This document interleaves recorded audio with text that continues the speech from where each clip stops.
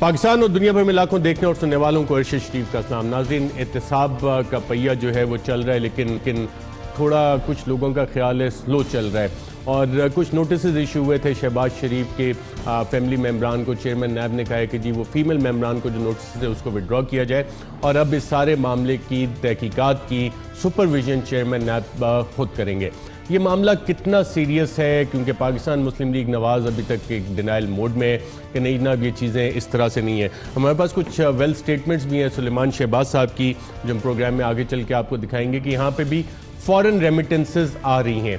और इससे पहले जो प्रोग्राम में हम आपको चीज़ें दिखा चुके हैं उसमें कम से कम 200 TT टेलीग्राफिक ट्रांसफ़र का जिक्र है और 99% जो असासे हैं सुलेमान शहबाज के, जिनकी के ग्रोथ तकरीबन 8500% हुई, उसमें कहा यह जा रहा है तहकीकाती इदारे ख़ासतौर पर नैब के जो तहकीकाती अफसरान हैं कि जनाब ये TT के ज़रिए, और उसमें काफ़ी सारे फेक लोग भी हैं जिनको के इस्तेमाल किया गया। तो ये केस आगे किस तरह से चलेगा, प्रोग्राम में इस पे भी बात करेंगे। आज नाज़रीन कुछ ख़बरें चली कि शायद वज़ीर आज़म ये बात सोच रहे हैं कि टीम की परफॉर्मेंस इवेल्यूएट की जाए और इम्कान ये है कि चंद वज़रा के कलमदान भी चेंज हो सकते हैं। क्या वाकई इसमें कोई हकीकत है, और अगर ये तब्दीली आनी है तो इस पर प्राइम मिनिस्टर इमरान खान साहब का फ़ायदा क्या होगा। और प्राइम मिनिस्टर ने खुद कहा था कि जी परफॉर्मेंस इवैल्यूएशन होगी, तो 8 माह बाद ऐसी कौन सी वजारतें हैं जो कि परफॉर्मेंस इवैल्यूएशन के लिए प्राइम मिनिस्टर इमरान खान साहब के रेडार पे मुमकिन तौर पे मौजूद हैं, इस पर भी बात करेंगे। साथ साथ हुकूमत का नाज़रीन एक बड़ा फैसला जो इनके पुराने मौक़िफ़ से थोड़ा सा मुख्तलिफ है, वो है एमनेस्टी स्कीम लाने का। जी हाँ, और इस हवाले से इतलात ये हैं कि कल काबीना में इसकी अप्रूवल ली जाएगी और फिर एक ऑर्डिनेंस के ज़रिए ये एमनेस्टी स्कीम का निफाज किया जाएगा। सवाल यहाँ पे ये भी बनता है कि पाकिस्तान तहरीक इंसाफ जो इस सारे अमल को, एमनेस्टी को कहते रहे कि ये चोरों डाकुओं को रिलीफ देने के मुतरादिफ है, तो हुकूमत अब ये काम किस लिए कर रही है, क्या वजह है, क्या ये जस्टिफिकेशन वाज़ेह है? क्योंकि जब भी हम प्राइम मिनिस्टर इमरान खान साहब और ख़ास तौर पर उनके ओपनिंग बैट्समैन असद उमर साहब की बातें अपोजिशन में सुनते थे तो लगता ये था कि जनाब एमनेस्टी स्कीम के हवाले से ये चीज़ कभी पाकिस्तान तहरीक इंसाफ की हुकूमत नहीं करेगी। लेकिन असद उमर साहब जो एमनेस्टी स्कीम ला रहे हैं उससे एम्बेरसमेंट किसको होगी? प्राइम मिनिस्टर इमरान खान साहब को होगी। जो बाकी गैस के चार्जेस बढ़ाए, बिजली के बढ़ाए, अपोजिशन में कहते थे कि ये ज़रूरत नहीं है, गैस ऑलरेडी रीजन में सबसे ज़्यादा है प्राइसिंग पाकिस्तान की और इससे पाकिस्तान की एक्सपोर्ट्स पे भी फ़र्क पड़ता है। लेकिन वो डिसीजन लिया गया फाइनेंस मिनिस्ट्री और पेट्रोलियम मिनिस्ट्री की तरफ से, और जिस पे बाद में प्राइम मिनिस्टर ने एक इंक्वायरी कमेटी भी बिठाई और मामलात को कहा कि जी वाकई इसमें एक्सेस बिलिंग अप टू 30% हुई है जो कि सार्फिन को वापस की जाएगी। मैं अपने पैनल्स का आपसे तारुफ करवा दूँ। नाज़रीन, इस्लामाबाद स्टूडियोज़ में हमारे पास साथ मौजूद है minister of state for accountability barrister Shahzad Akbar sahab, उनके साथ तशरीफ फरमाए सेनेटर मुस्तफ़ा नवाज खोखर साहब, और कराची से हमें ज्वाइन कर रहे पाकिस्तान पीपल्स पार्टी से ताल्लुक़ है और कराची से हमें ज्वाइन कर रहे मोहम्मद ज़ुबैर साहब, साबिक़ गवर्नर सिंध, सीनियर रहनुमा पाकिस्तान मुस्लिम लीग नवाज़ के। आप सबका प्रोग्राम में शिरकत का शुक्रिया। नाज़रीन, सुलेमान शहबाज साहब के हवाले से मैं उनकी वेल स्टेटमेंट से आपको ये डॉक्यूमेंट दिखा रहा हूँ और ये वेल स्टेटमेंट इनकी हमारे पास मौजूद हैं काफ़ी सारे सालों की, लेकिन जो आप अभी स्क्रीन पे देख रहे हैं तकरीबन 11 करोड़ और 47 लाख की फॉरेन रेमिटेंसेस सुलेमान शहबाज ने अपने वेल स्टेटमेंट में भी एक्सेप्ट की हुई हैं। इससे पहले जो हम आपको दस्तावेज़ात दिखा चुके हैं उसमें ज़्यादातर जो ट्रांजेक्शन्स हैं और जो इनके ग्रोथ हो रही है असासा जात की, वो टेलीग्राफिक ट्रांसफ़र्स के ज़रिए हो रही है। बैरिस्टर शहजाद अकबर साहब, ये दस्तावेज़ात हम पहले भी दिखा चुके हैं, इसमें मसला क्या है? लोग कह रहे हैं कि जी TT आ रही है, एक नॉर्मल प्रोसेस है, तो आप इस पर क्यों सवाल उठाते हैं? देखिए अर्शद, जो मसला है वो रेमिटेंस के अंदर नहीं है। रेमिटेंस अगर क्लीन रेमिटेंस होगी तो उसके ऊपर तो प्रोटेक्शन हासिल है, मज़ीद सवाल नहीं हो सकते। लेकिन इनकी रेमिटेंसेज में मसला ये है कि रेमिटेंसेज भेजने वाले जो हैं उनकी आइडेंटिटीज़ मिसयूज़ हुई हैं। रेमिटेंस भेजने वाले में से जो कोई पापड़ वाला है, कोई रेडी वाला है, कोई एक शख्स फोत हुआ है मुझे पता चला है, तो इस तरह की जो चीज़ें हैं वो फिर सवालिया निशान बनाती हैं और मनी लॉन्ड्रिंग का इसमें होता है कि फिर आपने ये चैनल यूज़ किया है बैंकिंग का अपनी इल गॉटन मनी को छुपाने के लिए। क्योंकि अगर आपकी रेमिटेंसेज आ रही है, मिसाल के तौर पे मंजूर पापड़ वाला है, अब मंजूर जो है अगर सिर्फ हमज़ा को $1.5 मिलियन की ट्रांजैक्शंस करता है in form of multiple remittances, तो फिर सवाल पैदा होता है कि वो मंजूर वो कभी कराची तक नहीं गया, वो लंदन से कैसे आपको पैसे भेज रहा है, वो भी लाखों डॉलर्स। तो उसके ऊपर जब सवाल आता है तो उसका स्पेसिफिक जवाब देना पड़ेगा। दूसरा ये है कि ये मनी लॉन्ड्रिंग के ज़मीन में भी आता है क्योंकि 2007 से मनी लॉन्ड्रिंग का कानून का इतलाक़ होता है। फिर तीसरा ये है कि ना सिर्फ आप इस देखेंगे जो इनके अकाउंट डिक्लेरेशन है उसके अंदर रेमिटेंसेस को तस्लीम किया जाता है, बल्कि मैं समझता हूँ कि जब अगर आपके अकाउंट में रेमिटेंस आती है तो आपको एक आर फॉर्म साइन करना पड़ता है, जो कि रेगुलेशन है स्टेट बैंक ऑफ पाकिस्तान की, उसके बगैर पैसा रिलीज़ नहीं होता। और जब आप आर फॉर्म साइन करते हैं तो यू ओन दी ट्रांजैक्शन, भेजने वाला पर्पस जो लिखा हुआ है आप उसको ओन करते हैं, एक ऑफिशियल डॉक्यूमेंट है, आप साइन करते हैं। तो इसका मतलब है कि आपने उस ऑफिशियल डॉक्यूमेंट के ऊपर झूठ बोला है आपने। फिर ये ट्रांजैक्शन के ऊपर जो रिलेशन आप बता रहे हैं मंजूर के साथ, वो दर हकीकत नहीं है, आपको तो पता भी नहीं है कि मंजूर है कौन। तो ये इस तरह के मंजूर जैसे कितने अफराद आइडेंटिफाई हुए, कोई 50 के करीब लगभग नंबर है या उससे कम है? देखिए जो ये तो आप जब पूरा केस देखें खुलता है तो पता चलता है कि टोटल वॉल्यूम क्या है, रेमिटर्स कितने हैं। मेरी तकरीबन 50 के करीब लोग हैं, 50 से 60 लोग हैं जो कि ये फॉरेन रेमिटेंसेस के सारे काम में थे। और मंजूर पापड़ वाले का आपने जिक्र किया, रेडी वाले का, इसमें मेजॉरिटी इसी तरह की। क्या ये इतलात सही है? जी, जो सुनने में आ रहा है वो हमें भी नज़र यही आ रहा है कि कोई भी एक जेन्युइन रेमिटेंस नहीं है, कोई एक रेमिटेंस ऐसी नहीं है जो इंडिविजुअल अकाउंट में आ रही है और वो जेन्युइन लगे। क्योंकि देखिए जब ये सवाल पैदा हो जाता है तो जब नैब उनको रोज़ बुला रही है और शायद कल फिर उन्होंने पेश होना है, तो उसमें यही सवाल उनको कन्फ्रंट कराने चाहिए नैब को कि आप ये बता दीजिए कि मिसाल के तौर पे अगर मंजूर है और उसकी 10 रेमिटेंसेज हैं, क्योंकि सलमान से तो सवाल हो नहीं सकता, वो मुल्क में है नहीं, पेश भी नहीं हो रहे। तो हमज़ा जब आते हैं तो उनको जो तकरीबन 190 मिलियन के लगभग रेमिटेंसेज आई हुई हैं, उन रेमिटेंसेज का जवाब तो उनसे लिया जा सकता है कि एक एक रेमिटेंस का सिर्फ ये बता दीजिए कि ये रेमिटेंस भेजने वाला कौन है और उसने किस पर्पज़ के लिए भेजा है। क्योंकि वो प्राइमा फेसी अगर उसको जस्टिफाई कर पाते हैं तो फिर तो बात है, लेकिन अगर नहीं कर पाते और उनकी आइडेंटिटीज़ भी नहीं बता पाते, और दूसरी चीज़ है कि नैब इनको कन्फ्रंट भी करा सकता है। मिसाल के तौर पे अगर नैब के पास मंजूर या बाकी लोग हैं तो वो उनको कन्फ्रंट भी करा सकते हैं कि आप बताइए आप इन्हें जानते हैं, आपने इनको पैसे भेजे हैं। क्योंकि उन लोगों का मेरी इतला के मुताबिक ये कहना है कि हमने तो इतने पैसे 7 नस्लों में नहीं देखे, हमने वहमो गुमान में नहीं है, हमारे एक पापड़ बेचने वाला शख्स, उसको क्या पता $1.5 लाख कहाँ से आएगा। फॉरेन रेमिटेंस एक्सेप्ट भी कर रहे हैं सलमान शहबाज, आप इसको देखें तो इसका मतलब यकीनन इसके पास सबूत भी होना चाहिए इनके पास। देखें अगर ये आप इनकी वेल्थ डिक्लेरेशन स्टेटमेंट देखें तो इनके जो एसेट में इजाफा हुआ वो 17 करोड़ का हुआ, जिसमें से खुद एक्सेप्ट कर रहे हैं कि 11-12 करोड़ जो है सिर्फ रेमिटेंसेज का बेस्ड है इस साल में। तो आप जब एक्यूमुलेटेड देखेंगे तो पता नहीं कितना रेमिटेंस बेस्ड है। जो मेरी इतला है उसके मुताबिक ऑलमोस्ट 99% जो ग्रोथ है सलमान शहबाज की डिक्लेयर्ड वेल्थ के अंदर, वो रेमिटेंसेस की नैब कहती है तकरीबन 8,500% जो इजाफा हुआ सलमान शहबाज के, वो असासों में सिर्फ फॉरेन रेमिटेंसेस के जरिए। क्योंकि देखिए सन 2003 में डिक्लेयर्ड नेट वर्थ जो थी वो 20,000 रुपया थी और 2017 में जाके वो 3 अरब से ज़्यादा चली गई है। तो ये 85-100% ज़्यादा। राइट। मोहम्मद जुबैर साहब, आपने ये सारा मुद्दा सुन भी लिया, फॉरेन रेमिटेंसेस एक्सेप्ट भी कर रहे हैं, सारा कुछ हो रहा है, कोई रेडी वाला, कोई पापड़ वाला, और इस तरह के तकरीबन 50 लोग आइडेंटिफाई हुए हैं। मेरी इतलात के मुताबिक मिनिस्टर साहब तो अभी कंफर्म नहीं कर रहे कि उनके पास इस तरह की इतलात नहीं है, लेकिन वो कह रहे हैं वॉल्यूम आएगा तो सामने पता लगेगा। अगर ये सारे आप वेल्थ अपने स्टेटमेंट में शो भी कर रहे हैं तो उसके सबूत दें, मसला ख़त्म करें। क्या वजह है कि या इसको एवन फील्ड की तरह रसीदें नहीं देनी इसकी भी? अरशद, असूल सेम होना चाहिए सबके लिए या सिर्फ ये PMLN के लिए है? PTI के लिए अक्रॉस द बोर्ड अकाउंटेबिलिटी तो सबके लिए है। नहीं, पहले तो मैं आपसे पूछ लूँ ना। इंशाल्लाह ताला कल एक हम प्रेस कॉन्फ्रेंस भी करेंगे। 18 फेक अकाउंट्स हैं जो हमने आइडेंटिफाई किए थे फॉरेन फंडिंग के सिलसिले में 2014 में। उसका जवाब PTI वाले जवाब देने के बजाय वो कभी हाई कोर्ट जाते हैं रोकने के लिए उसकी जो तफसीलात है इलेक्शन कमीशन के अगेंस्ट कि जी ये फोरम रेलेवेंट नहीं है। तो भाई आप भी तो आके बता देना। और फिर दूसरी बात ये है, so it has to be across the board. पहले तो बिल्कुल असूल तय होना चाहिए और आप भी वो प्रोग्राम जरूर फिर कीजिएगा कि ये 18 फेक अकाउंट जो हैं, और जो मेरे ख्याल से जुबैर साहब आपको याद नहीं है 2014 में ये पहला प्रोग्राम मैंने किया था। बिल्कुल आपने किया था और मैं बिल्कुल आपकी बात मानता हूं, आपने किया था। मैं आपको इसलिए मैं तो अक्रॉस द बोर्ड चैनल्स की बात कर रहा था। तो एक तो ये असूल सबका एक होना चाहिए। अभी शहजाद अकबर साहब को भी चाहिए कि वो उसकी इन्वेस्टिगेशन करें, और अगर शहजाद अकबर साहब के पास वो डिटेल्स नहीं है तो कल मैं खुद बजाते खुद उनकी खिदमत में वो डिटेल्स दे दूंगा। यानी कि अगर आई विल रिक्वेस्ट पार्टी ए नहीं दे रही तो पार्टी बी को भी नहीं देना चाहिए। मैं आ रहा हूं। नहीं, सॉरी, मैं पूरा जवाब दे रहा हूँ। आपने इतना टाइम दिया था शहजाद अकबर साहब को, मेरा पूरा तफसील। पहले तो मैं ये कह रहा हूँ कि let's set the rules very clear कि it has to be across the board, और ये सबके लिए होना चाहिए। और इसका पीटीआई को जवाब जरूर देना चाहिए कि 2014 से लेके आज 2019 तक वो क्यों नहीं जवाब देते। वो तो जवाब भी नहीं देते हैं।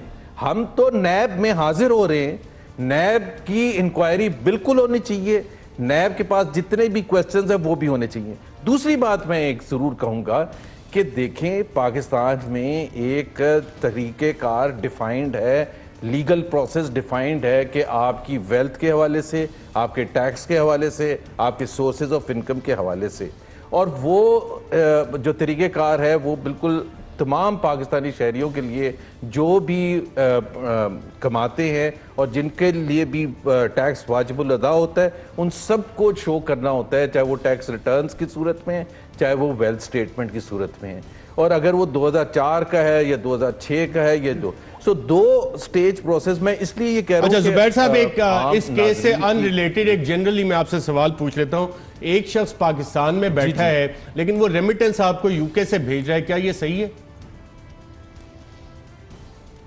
देखें, एक तो पहले बिल्कुल आपने जो कहा, हाँ वो सही नहीं है, लेकिन मुझे उसकी डिटेल्स मैं डिफेंड बिल्कुल डिटेल में जाने की जरूरत नहीं है, प्रिंसिपल ही सही नहीं है। अच्छा सुन लें सुलेमान शहबाज इस वक्त खुद एक शाहजेब खानजादा के प्रोग्राम में अपनी तफसीलात बता रहे, वो मुझे नहीं पता ना, मैं उनका वो अकाउंट दुआ कीजिएगा पहले की दफा अल्हम्दुलिल्लाह वही वाले काम ना करेंगे। अल्हम्दुलिल्लाह हमारे पहले भी इंटरव्यूज देखे इसी तरह फंसे। मैं सेनेटर मुश्ताक खोकर साहब से Arshad, sorry, it has to be applied equally across the board. उस पे तो किसी को इशू ही नहीं है। PTI escape this thing. और आज के प्रोग्राम में इनको जवाब देना होगा शहजाद अकबर साहब को कि 18 फेक अकाउंट्स जो हैं पीटीआई में जहां से फंडिंग आई है और बाहर से फंडिंग आई है, वो कैसे आई है और क्यों नहीं उसका जवाब देते, ये हमें उससे सवाल पूछ रहा हूं मैं। जुबैर साहब, आपको खामखा एतराज हो गया जैसे कि हम तफ्तीश कर रहे हैं। सन 2014 में आपकी हुकूमत थी, आपने जितनी तफ्तीश करनी थी आपने कर ली, आप क्या सामने लेके आए सबको उनके सामने? नहीं सर, आप बीच में आके रुकावट बने थे कि आपने स्पेसिफिक सवाल का कोई स्पेसिफिक जवाब नहीं दिया। सवाल तो ये था कि क्या ये रेमिटेंसेस, टीवी पर सवाल पूछते तो आप आके क्यों नहीं जवाब देते? सर सिर्फ ये बता देना कि क्या ये रेमिटेंसेस जेन्युइन है या नहीं। जवाब पहले तो ये बता लेना क्या पॉइंट जो रेज किया है। आपका तो मैं पार्टी का पूछ रहा हूँ, आपकी तो पार्टी इन्वॉल्व है। अच्छा, लेकिन एक इंडिविजुअल का पूछ रहे हैं जिसका मेरे से जुबैर साहब देखें, जो मिनिस्टर साहब ने बात की है मैं उसकी को आगे लेके चलूं। हुकूमत आपकी थी, काम उस पर आपने करना था और अंडर द लॉ इसमें फेडरल गवर्नमेंट की रिस्पॉन्सिबिलिटी थी इस पे मूव करे। 4 साल आपकी हुकूमत उसके बाद भी रही जब ये चीजें सामने आई, आपने तो कुछ नहीं किया। उसका प्रोग्रेस भी देख लें, क्योंकि ये स्टे लेके आते हैं, ये जवाब क्यों नहीं देते हैं? ये स्टे भाई, ये तो हमजा शहबाज साहब भी सुने स्टे लेने जा रहे हैं, बैठ के जवाब देते हैं। भाई आप हमजा शहबाज का तो अभी शुरू है ना, लेने जा रहे हैं वो तो नहीं मुझे पता। मैं सिर्फ ये कह रहा हूं कि let's set the ground rules same. बिल्कुल ठीक है, वो तो उस पर तो किसी को एतराज ही नहीं। आपको भी एतराज नहीं है कि सबके लिए कानून एक जैसा होना चाहिए। जवाब सबको टीवी पर बैठ के शहजाद अकबर साहब को बताना पड़ेगा कि पीटीआई के 18 फेक अकाउंट जिसमें millions and millions of dollars over the years आते रहे हैं, और वो जो बताने के लिए, भाई आप अगर सच्चे हैं, अगर आप कोई चोरी नहीं की तो आप स्टे क्यों लेके आते हैं? आप कोर्ट कचहरी क्यों जाते? पार्टी जब ज्वाइन नहीं की थी, जब आप पूछे शहजाद अकबर साहब याद भी नहीं। मुस्तफा खोकर साहब ये जाली अकाउंट का केस, उसके बाद यहां पे ये टीटियां निकल आई पापड़ वाला। मैं सेनेटर मुस्तफा खोकर साहब से पूछूं जुबैर साहब दोस क्वेश्चंस जी, तो जाली अकाउंट्स का केस, वहाँ पे भी इस तरह की चीज़ें निकली, यहाँ पे भी यही वाली चीज़ें निकलती आ रही हैं। पाकिस्तान क्या इसी तरह चल रहा था, जाली टीटी, जाली फेक अकाउंट्स में, और इनका लॉजिकल एंड क्या होगा इन केसेस का? अरशद भाई, पाकिस्तान में मुतवातिर हमने देखा है, हमारी तारीख है कि जब भी कोई मिलिट्री गवर्नमेंट आई या कोई नई गवर्नमेंट आई तो उन्होंने हमेशा एहतसाब से अपना आगाज़ किया। एहतसाब के अमल को उन्होंने अपनी पहली प्रायोरिटी रखा। परवेज़ मुशर्रफ साहब 2008 में गए, जिस वक्त वो आए उन्होंने भी एहतसाब को अपनी पहली प्रायोरिटी रखा, माजी की डिक्टेटरशिप्स की तरह। तो इस दफ़ा जो लोग ये जो सारी गुफ्तगू कर रहे हैं, शहजाद साहब, इन्होंने जिन चीज़ों का भी जिक्र किया, हम तो पहले तमाम पॉलिटिकल पार्टीज इस अमल से कई दफ़ा गुजर चुकी हैं।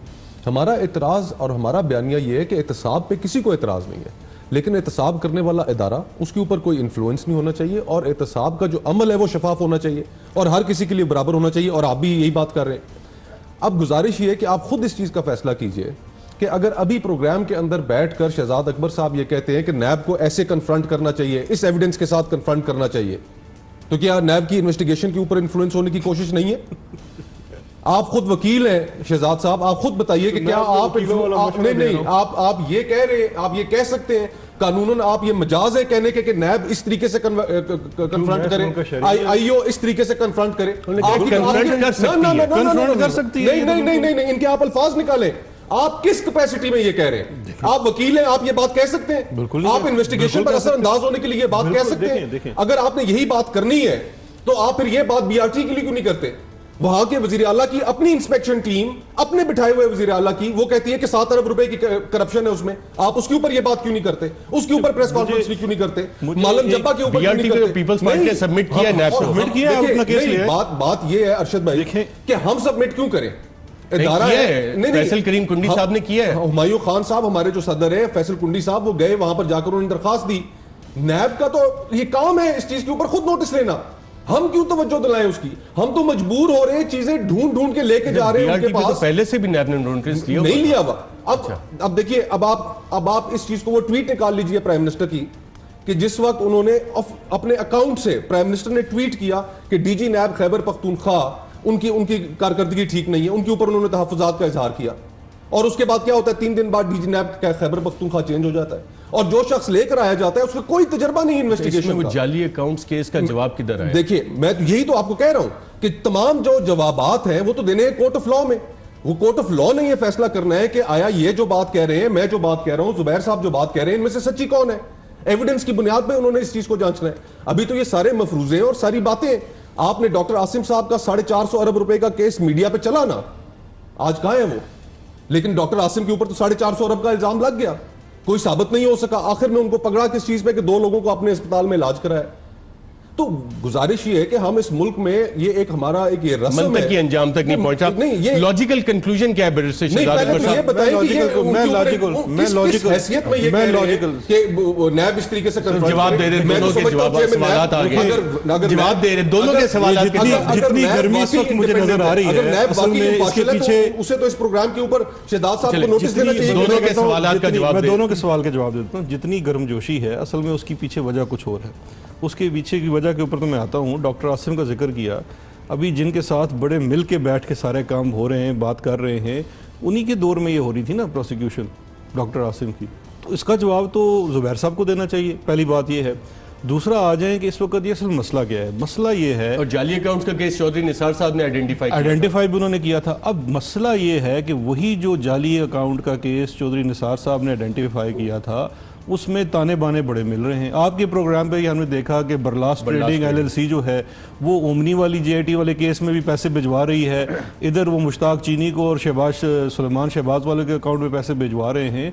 तो ये ताना बाना तो बड़ा मिलता है। और चूंकि जब वो वाली चीज़ पकड़ी गई है तो अब हर चीज़ हत्ता कि वो अपने दौर की नाकामी थी जो आपने नहीं कुछ किया, अगर है तो आज भी आपको देखिए, नैब के पास तो कोई बंदा भी केस लेकर जा सकता है। मैं कहता हूँ नैब को छोड़ दें, आपको नैब पे इतराज़ नहीं है, आप सुप्रीम कोर्ट ऑफ पाकिस्तान में चले जाइए। अगर कोई केस है, कोई इशू है, हम पनामा में नहीं गए सुप्रीम कोर्ट में।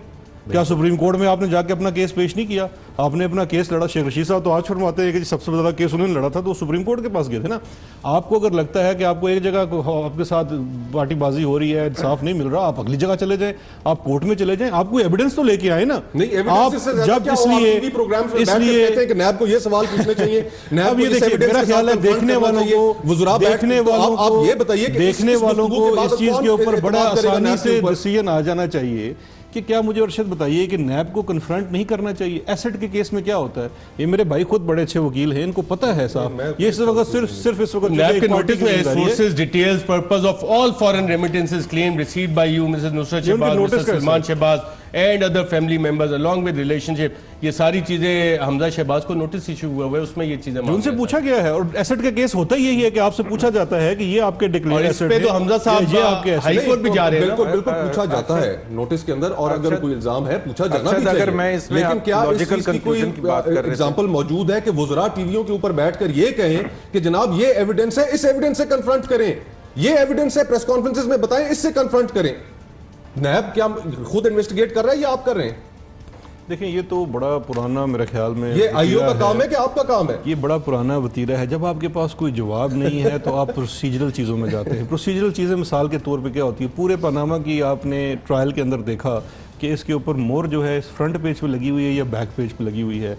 अवाम इसका फैसला खुद कर सकती है कि अगर इस वक्त जाली रेमिटेंसेस के केस में और जाली बैंक अकाउंट्स के केस में आपका टोटल डिफेंस ये है कि वजीर प्रेस कॉन्फ्रेंस क्यों करते हैं, तो मैं समझता हूँ कि हमें अपना केस रेस्ट कर देना चाहिए। वो हम अदालत में देंगे। ये जुबैर साहब आप लॉजिकल कंक्लूजन की बात करना चाह रहे थे, वो क्या है लॉजिकल कंक्लूजन क्या है? अरशद यहाँ तो हम बैठ के जाहिर है फैसला नहीं करेंगे कि who is right and who is wrong. हम एक असूली तौर पर एज अ प्रिंसिपल एक बात करने के मजाज हैं कि क्या तरीक़ेकार होना चाहिए और नैब को कितनी आज़ादी होनी चाहिए और नैब की क्या इन्वेस्टिगेशन होनी चाहिए और हुकूमत वक्त की क्या रिस्पॉन्सिबिलिटी होनी चाहिए। अगर इन्होंने दिखाना है, इन्होंने सवाल, हमने तो नहीं कहा कि Hamza Shahbaz should not go या सुलेमान शहबाज का जो भी उन्होंने नैब ने करना है, बट एक चीज़, एक असूल एक चीज़ हम नहीं होने देंगे और वो ये है कि अगर आपके 18 फेक अकाउंट्स हैं, ओवर द ईयर्स आप पैसे भेजते रहेंगे, आप कोर्ट जाके स्टे लेके बैठे हों और शहजाद अकबर साहब टीवी पर बैठ के हमारे से सवाल पूछें, और दूसरी बात शहजाद अकबर साहब इसके जो ओरिजिनेटर थे ना ये अकाउंट्स के, वो आपके जो सबसे हरदिल अजीज जहांगीर तरीन साहब हैं, जिनका SCCP में 2 अकाउंट्स, एक खानसामे के नाम पर और एक माली के नाम पर। वो तो नायल हो गए। इसका जुबैर साहब जो आप 18 अकाउंट्स की बात कर रहे हैं, मैं आपसे कानूनी सवाल पूछ लेता हूं, उसका मुझे जवाब दे दें। ये केस जब आइडेंटिफाई हुआ 2014 में, कानून में बड़ा वाज़ेह लिखा हुआ है कि इट्स द फेडरल गवर्नमेंट, वफाकी हुकूमत जो कि आपकी हुकूमत थी, उसने केस मूव करना था। 4 साल तो आप सोए रहे, अब ये जाली अकाउंट्स निकला है, पनामा निकला है, तो अब आपको ऑपोजिशन में जाके क्यों याद आ रहा है? अरशद सोए नहीं रहे, हम रिपीटेडली इलेक्शन कमीशन गए, हम रिपीटेडली हमने दरख्वास्तें दी। हुकूमत में रहते हुए आप कब इलेक्शन कमीशन गए? मुझे एक बता दें, 2014 से 18 तक के आप election commission as federal government आप गए हो? बिल्कुल, मैं बहुत दफा किया था और मैं, अगर मेरे पास अभी तो नहीं है डेट, लेकिन मैं आपको ये बता दूं, नहीं, मैंने तो इनसे वादा किया ना कि कल शहजाद अकबर साहब कल शाम मुझे टाइम बताते हैं, मैं इनकी खिदमत में हाजिर होके तमाम डॉक्यूमेंट्स इंक्लूडिंग जो हमने रिप्रेजेंटेशन की थी, इंक्लूडिंग जितनी दफा हम गए थे, और इनका बिहेवियर जो था कि दे रिफ्यूज टू एक्सेप्ट कि जी ये हम मजाज नहीं है बताने के लिए। भाई आपके 18 फेक अकाउंट्स आप नहीं बताएंगे और खड़े होके सबसे जुबैर साहब क्या two wrongs do they make a right? No, but two wrongs don't make a right, but असूल तो तय होना चाहिए ना। असूल तय नहीं होना चाहिए कि इस मुल्क में 2 पाकिस्तान होंगे या 1 पाकिस्तान होगा। किसने नारा लगाया था? इमरान खान साहब ने नारा लगाया था। He has to now come forward and से जी मैं हाथ खड़ा करता हूं, मैं बताऊंगा कि 18 फेक अकाउंट्स, किस तरह से जाली अकाउंट्स हमने इस्तेमाल किए और उसमें कैसे फंडिंग आई, और वो भी फॉरेन फंडिंग आई। ये अगर वो करते हैं तो फिर असूल एक होगा। असूल 2 नहीं हो सकते इस मुल्क में कि हर रोज खड़े होके तहरीक इंसाफ वाले हमारे से सवाल पूछें। अपने 19 डिस्ट्रिक्ट्स में गोस्ट स्कूल्स हैं, KP में रिपोर्ट आ गई 25 में से सारा पैसा लुटाया जा रहा था, उसका हिसाब किताब कोई नहीं पूछेगा। उसका हिसाब किताब क्यों नहीं करते हैं? 85 करोड़ रुपए एहतसाब कमीशन में आपने फूंक दिया और फवाद चौधरी साहब कैजुअल होके ये कहते हैं कि जी वो एक्सपेरिमेंट था, चला गया ना। अकाउंटेबिलिटी हुई 5 साल और 85 करोड़ रुपए आपने फूंक दिया और आप कह रहे हैं कि जी वो चला गया, और फिर कह रहे हैं जी मैं इस पे एक वफ़ा लेता हूं। सॉरी, ये नहीं हो सकता। लेके इसी मौजू पे भी नाज़रीन बात करते हैं, और हुकूमत एक एमनेस्टी स्कीम लेके आ रही है, क्योंकि minister of state for accountability बैठे हैं। ये एमनेस्टी स्कीम क्या चोरों को फ़ायदा देने के लिए आ रही है? और जो जाली अकाउंट्स केस है और ये TT वाला केस है, क्या इसमें भी एमनेस्टी स्कीम से लीगली फ़ायदा उठाया जा सकेगा? इस सवाल का जवाब भी हासिल करेंगे एक वक्फे के बाद। वेलकम बैक नाज़रीन। हमारे वज़ीर ख़जाना असद उमर साहब IMF से बातचीत करके वापस आ गए और पूरी उम्मीद है कि IMF से डील हो जाएगी। हमारे प्रोग्राम में एक ही दफ़ा अभी तक आए, हालांकि हम पिछले हफ्ते और उससे पिछले हफ्ते भी इनविटेशन रिटर्न भी भेज चुके, वैसे भी बुला चुके, लेकिन आते नहीं है। और अक्टूबर में जो पहला हमारे इंटरव्यू इन्होंने दिया था, उसमें बाकायदा तौर पे हमने उन्हें बताया था कि आप ओपनिंग बैट्समैन हैं, जिसको उन्होंने कबूल भी किया। क्या कहा था, आइए सुनिए। You are the opening batsman. कि जितने भी मामलात हैं कि अगर चीजें अच्छी होंगी, तहरीक इंसाफ डिलीवर करेगी तो असद उमर का उसमें कलीदी किरदार होगा। अगर पीटीआई पे क्रिटिसिज्म आएगा तो वो आपको as a front opening batsman 100% आपको फेस करना मैं पड़ेगा। 100% एग्री करता हूं इससे। जी नाज़रीन, बाउंसर्स भी फेस करने पड़ेंगे, क्रिटिसिज्म भी। और असद उमर साहब ने कहा कि मैं 100% एग्री करता हूं, लेकिन आजकल मसरूफ थोड़े ज़्यादा हो गए हैं, काम शायद ज़्यादा है। और क्रिकेट की भी काफ़ी मिसालें देते हैं। मिनिस्टर साहब, आप भी क्रिकेट देखते तो होंगे या खेलते भी हैं? जितना पाकिस्तान में रहने वाला कोई भी क्रिकेट देखता है, खेलता है, उतना हम भी खेलते हैं, उतना पसंद है। लेकिन आई कैन सी कि आपका कोई ट्रिक क्वेश्चन आने वाला है, तो आप नहीं, ट्रिक क्वेश्चन नहीं नाज़रीन, बिल्कुल सीधा सा है और मैं खुद कुछ भी नहीं कह रहा। असद उमर साहब ने क्रिकेट की भी मिसाल दी कि जी अब पिच ऐसी है, बादल आए हुए हैं, बॉल स्विंग हो रही है, नहीं हो रही, और बतौर ओपनिंग बैट्समैन उन्होंने अपना रोल किस तरह से डिफाइन किया, आइए देखते हैं। ऊपर बादल आए हुए हैं, A few clouds in the background, wicket green top है, just a little bit of moisture in the surface. गेंद स्विंग भी हो रहा है और सीम भी हो रहा है। He's got the use of the ball, he's coming downwind on a pitch with a little bit of juice in it as well. कप्तान ने टॉस जीता है and decided to bat. Yes, they'll be looking to get him out quickly. Jai Sarir on strike. Batting करने के लिए, opening करने के लिए मुझे भेज दिया है।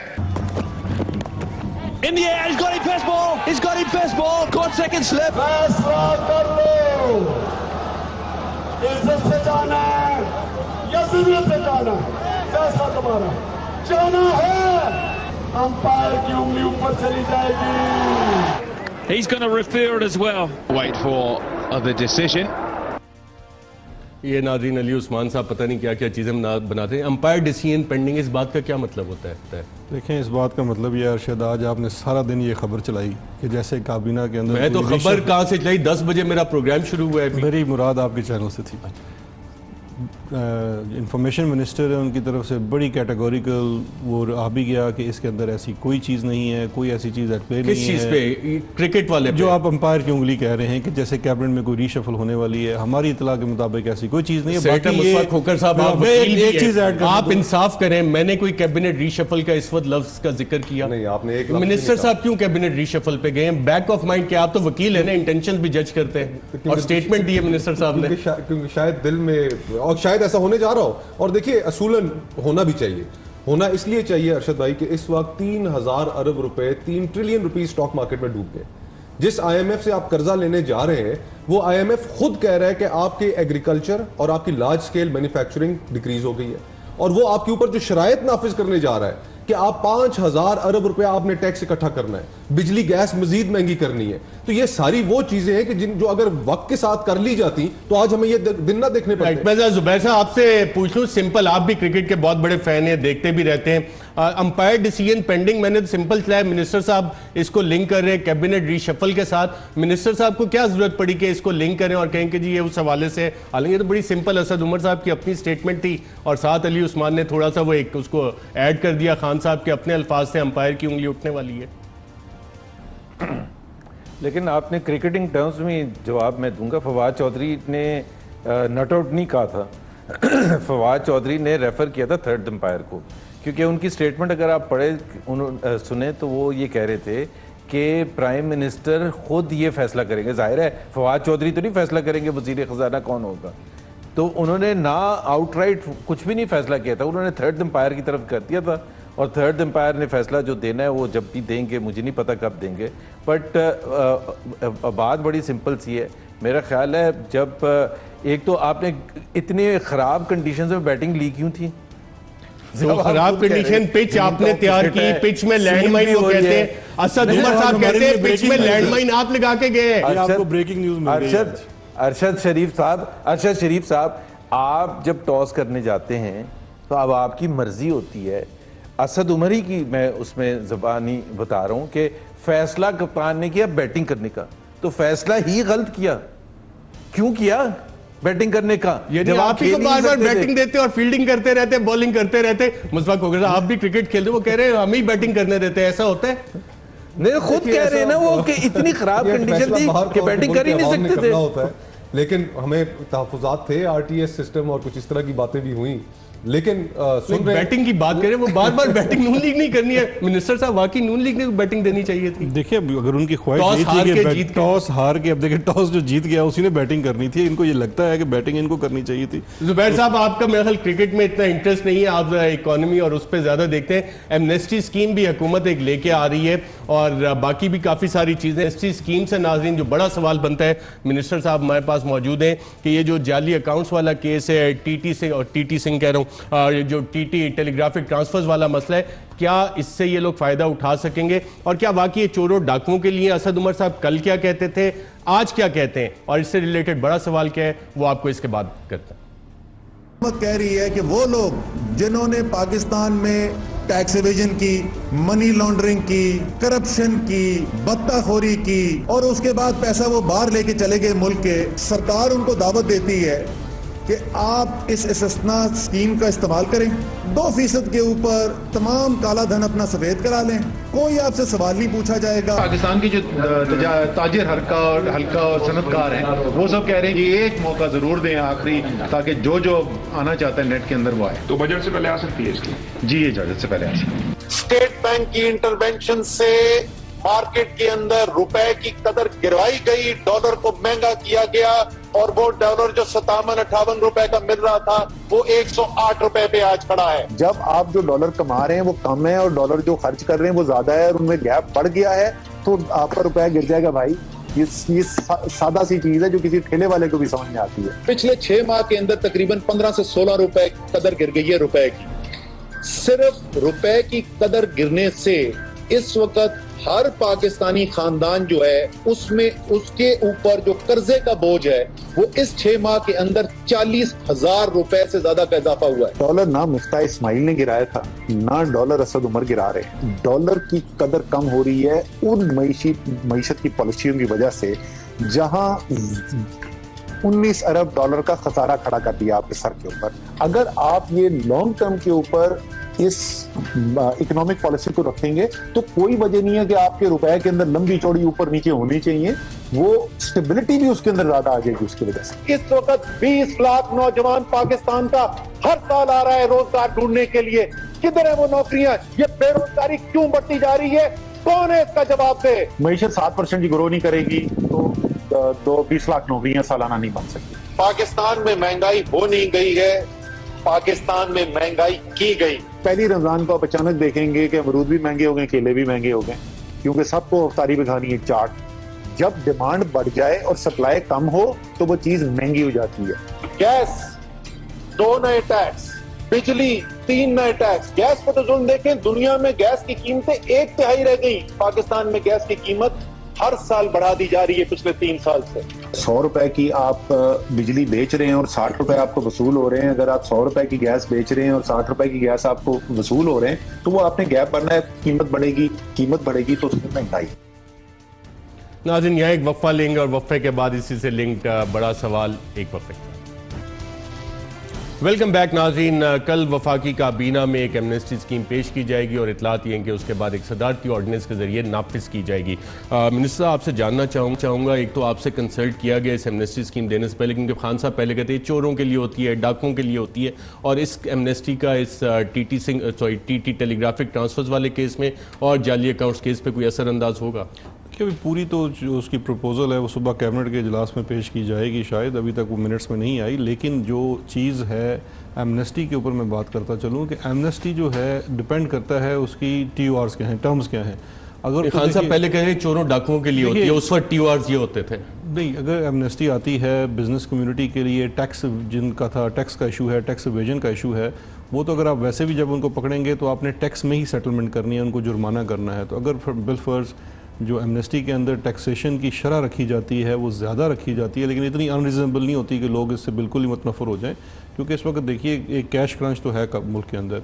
तो उसमें अगर आप एक दफ़ा, और इसका एक पीछे एक बैकग्राउंड भी है, अगर आप देखिए कि सुप्रीम कोर्ट की जो प्रोसीडिंग्स हुई दुबई प्रॉपर्टी फॉरेन अकाउंट्स के ऊपर, काफ़ी ज़्यादा वो सारा मामला चला, तो वो जो बिजनेस कम्युनिटी जितना बड़ा डाका डालो उसकी 1% दे के लीगलाइज करवा लो, डिपेंड करता है कि फाइनेंशियल क्रंच में होता है। आप भी सपोर्ट करते हैं? खान साहब पहले कहते हैं चोरों डाकुओं के लिए होती हैं, लेकिन बहरहाल अब हुकूमत में आके लेके आ रहे हैं, मिनिस्टर साहब भी कह रहे हैं कि चलो फाइनेंशियल क्रंच है तो जस्टिफाइड है। यू टर्न की फजाइल और फवायद तो वो कई दफ़ा खुद वो अच्छी लीडरशिप का होता है, तुर्रा इम्तियाज होता है अच्छी लीडरशिप। उन्होंने उनका जो बयानिया था कौम के सामने इलेक्शन से पहले, वो तो बड़ा मुख्तलिफ बयानिया था। वो बयानिया ये था कि आपकी खुददारी का तहफ़्फ़ुज़ करूंगा, खुदकुशी कर लूंगा, कर्जा लेने IMF के पास नहीं जाऊंगा। आज उनके पैरों में बैठे हुए, मैं भीख मांगने कहीं नहीं जाऊंगा, लेकिन आज दुनिया फिर रहे हैं, भीख मांग रहे हैं पैसों के लिए। उन्होंने कहा था जो एमनेस्टी के बारे में आपने कहा, लेकिन आज एमनेस्टी की वो देने जा रहे हैं। आप सपोर्ट करते हैं एमनेस्टी के? नहीं, उनकी जितनी सारी उन्होंने जो इलेक्शन से पहले, देखें इलेक्शन क्या है, इलेक्शन ये है कि एक लीडर अवाम से वादा करता है कि अगर तुमने मुझे ये वोट दिया, अपनी मुकद्दस अमानत तुमने मुझे दी, तो मैं उसके नतीजे में तुम्हारे लिए ये करूंगा। और उन तमाम चीजों से यू टर्न ले लिया। जुबैर साहब, आपसे जानना चाहूंगा, ये एमनेस्टी हुकूमत लेके आ रही है, अच्छी चीज है? देखें, पहली बात तो ये है कि मेरे से किसी ने पूछा था कि आप हुकूमत में आएंगे तो आप क्या करेंगे। मैंने कहा एक तो मुझे रोज़ वीडियो नहीं दिखाई जाएगी कि मैं जो पहले झूठ या सच पहले बोलता था या अब झूठ या सच बोल रहा हूँ। सो एक तो तजाद मेरा ख्याल है दुनिया की हिस्ट्री में कभी इतना नहीं था कि इलेक्शन से पहले और इलेक्शन के बाद। और सबसे बड़ी बात यह है कि ये जो कहते थे ना कि हमारे यहाँ चोर डाकू नहीं है, चोर डाकू हैं, उन्हीं के लिए तो लेके आ रहे हैं। क्योंकि उन्हीं के बयान को अगर मद्देनजर रखते हुए फैसला किया जाए कि अपने चोर डाकू को तहफ़्फ़ुज़ देने के लिए, जिन्होंने लूटा है पैसा, उसको तहफ़्फ़ुज़ देने के लिए वो ला रहे हैं।